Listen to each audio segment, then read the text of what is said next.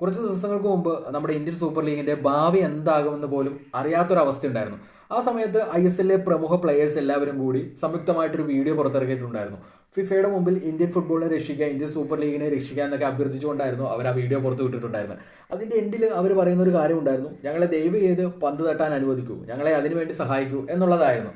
പക്ഷെ ഇപ്പോൾ Indian super league നടക്കുമെന്നുള്ള കാര്യം ഉറപ്പായി. എന്നാൽ പുതിയ സീസണിലേക്ക് വരുമ്പോൾ ക്ലബ്ബുകൾക്ക് സാധാരണയായി സഹിക്കുന്ന നഷ്ടത്തേക്കാൾ കുറച്ചധികം നഷ്ടം കൂടുതലായിട്ട് സഹിക്കേണ്ടി വരും. പ്രത്യേകിച്ച് പുതിയ സീസണിൽ കൊമേഴ്സ്യൽ പാർട്ണർ ഇല്ല, സെൻട്രൽ റവന്യൂ ഇല്ല.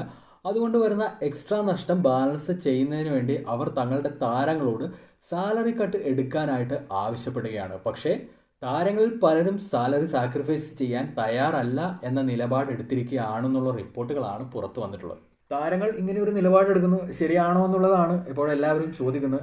എന്തായാലും അവരൊക്കെ സാലറി സാക്രിഫൈസ് ചെയ്തേ മതിയാവും. ക്ലബ്ബുകൾ ആവശ്യപ്പെടുന്നുണ്ട്, എന്നാൽ പല പ്ലെയേഴ്സും അതിനോട് മുഖം തിരിക്കുകയാണ്, അല്ലെങ്കിൽ കോപ്പറേറ്റ് ചെയ്യുന്നില്ല എന്നൊക്കെയാണ് പുറത്തേക്ക് വരുന്ന റിപ്പോർട്ടുകൾ.